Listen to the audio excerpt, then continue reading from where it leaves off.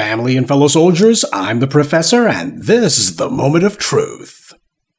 Yes, it has happened again. We begin with the hunt for the gunman in the deadly shootings at Brown University. Providence, Rhode Island is on edge tonight with that gunman still on the loose. We interrupt the last school shooting to tell you about the latest school shooting. On Saturday, there was yet another mass shooting at a school, this time at Brown University. First Charlie Kirk and now this. 30% of the population, but 99% of the school shooters. The casualties this time around, 2 students dead, 9 others injured.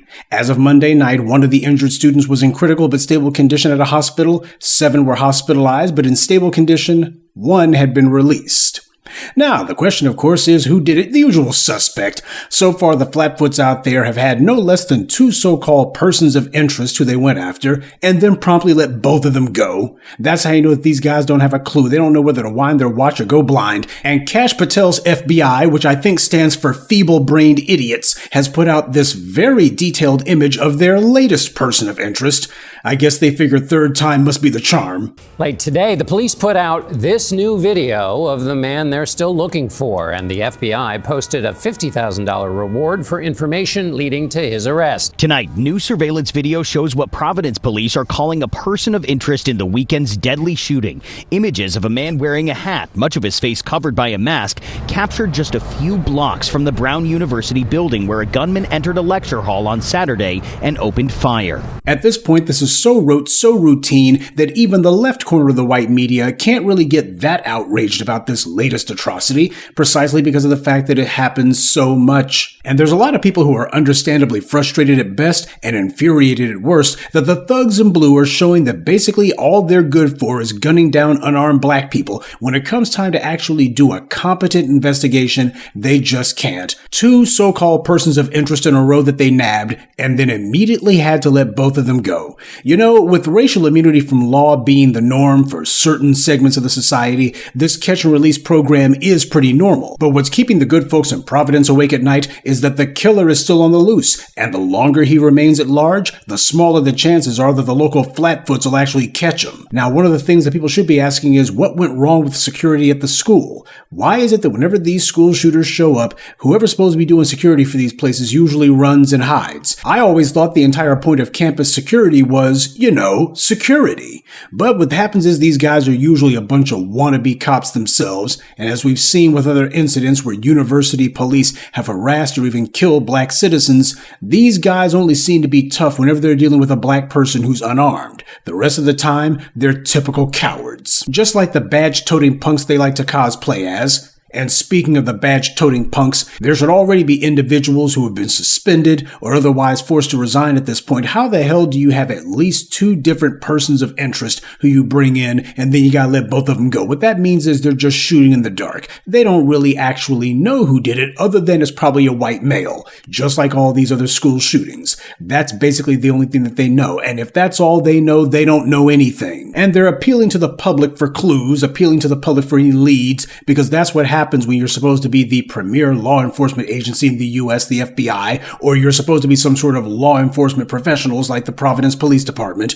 Whenever something like this happens, you ask the public who wasn't there, doesn't have any information, but you're hoping against hope that they can go ahead and crack the case for you because you're too incompetent to do it yourself. And I don't know how much in tax dollars the people of Providence pay for their local thugs in blue, but at this point, they should be asking for their money back, because this is what it's gotten them. You got this mass murder that takes place there. They should have already had this clown caught from the very beginning, but of course they never do, because all they're thinking about is trying to find ways to demand more money from the city for their pay, trying to find a way to get less hours. These guys are not in the business of public safety. They're in the business of harming black people. And this is the result. When you actually need to have competent retroactive investigations, you can't get them because these guys are not in that business. At this point, these psychos from the suburbs, they can absolutely count on the predictable incompetence of the thugs in blue. That helps to embolden these killers. They already know from the jump that basically, if they can get away from the scene of the crime, hell, they're practically halfway home free. 2 students dead and 9 others injured. That's the cost of the police's incompetence. And just for those of you who are keeping score at home, this same weekend that killing was taking place, in the city of Chicago, 1 person was killed and 9 hurt over the same weekend.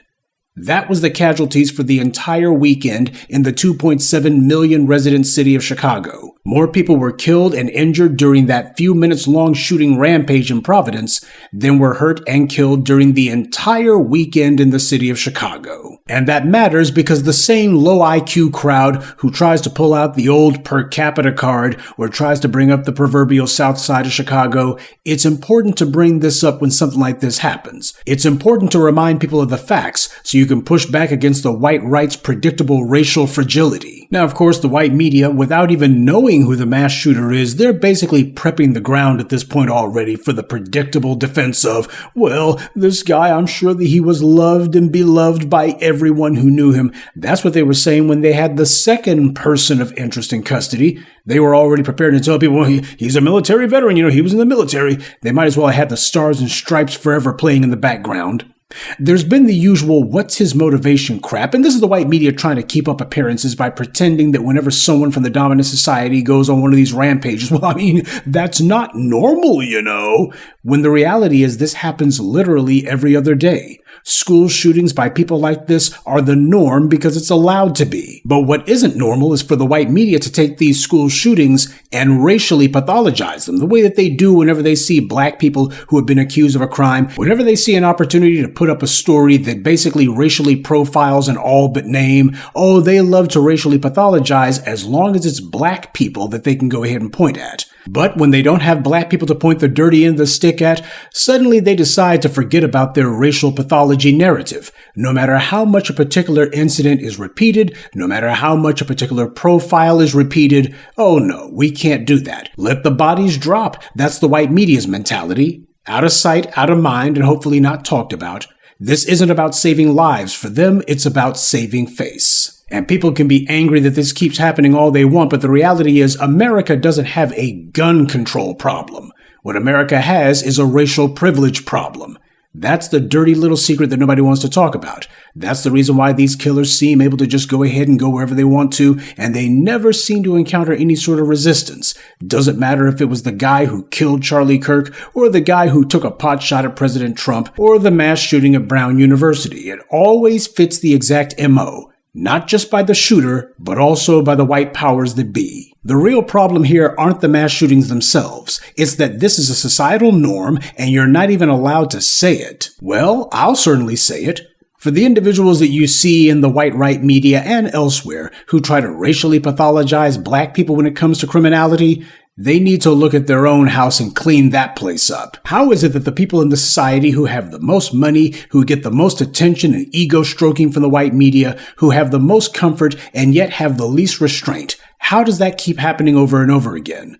Until this society decides that it's finally developed enough moral courage to confront that question and to answer it decisively, then these killings are going to continue, because the people who would bring them to an end aren't in a position of power to do so. And that's also by design. This is what happens when an entrenched system is allowed to embed itself in the society.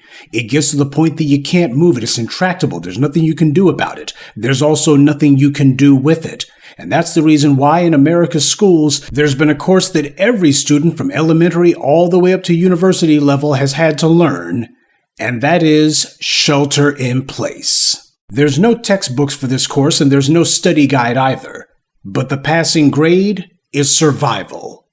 Maybe. Good day, and be one. I'd like to take a moment to mention some of our contributors.